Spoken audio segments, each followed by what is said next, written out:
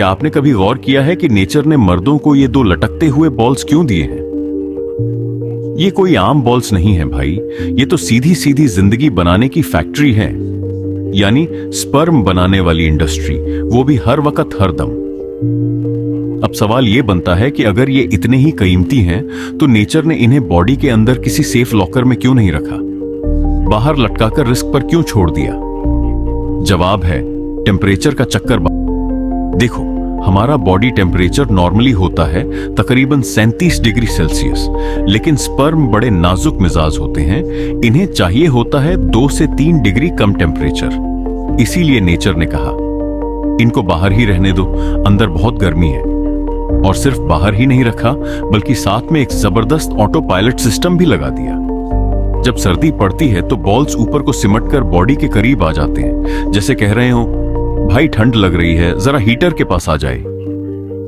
और जब गर्मी होती है तो नीचे लटक जाते हैं ताकि हवा लगे और ठंडक मिले। ओहो, एसी कहां है? यानी ये लटकना कोई डिजाइन फेल नहीं, बल्कि नेचर का बनाया हुआ स्मार्ट कूलिंग सिस्टम है। अब सुनो, असल दिमाग हिलाने वाली बात, ये बॉल सिर्फ स्पर्म ही नहीं बनाते, बल्कि यही बनता है टेस्टोस्टेरोन, वही हार्मोन जो आप आवाज को भारी बनाता है, मसल्स बनाता है, दाढ़ी उगाता है और बंदे को कॉन्फिडेंस का इंजेक्शन देता है। अगर बॉल्स ने हड़ताल कर दी तो फिर मसला पक्का, स्पर्म काउंट नीचे, टेस्टोस्टेरोन गायब और पूरी मेल बायोलॉजी गड़बड़ा जाती है। और अब सबसे ओहो वाली हकीकत, बहुत टाइट कपड़े, हर वक्त ओवरहीटिंग, लैपटॉप को गोद में रखना या लंबे अरसे तक गर्म माहौल में रहना आहिस्ता आहिस्ता स्पर्म फैक्ट्री को नुकसान पहुंचा सकता है। इसीलिए डॉक्टर कहते हैं भाई रिप्रोडक्शन चाहिए तो बॉल्स को ज्यादा उबालने ना दो।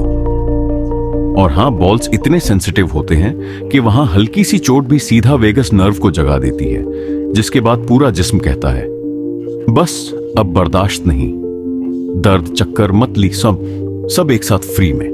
तो याद रखना, ये कोई कमजोरी नहीं, ये नेचर का बनाया हुआ life creating, self cooling, high value system है।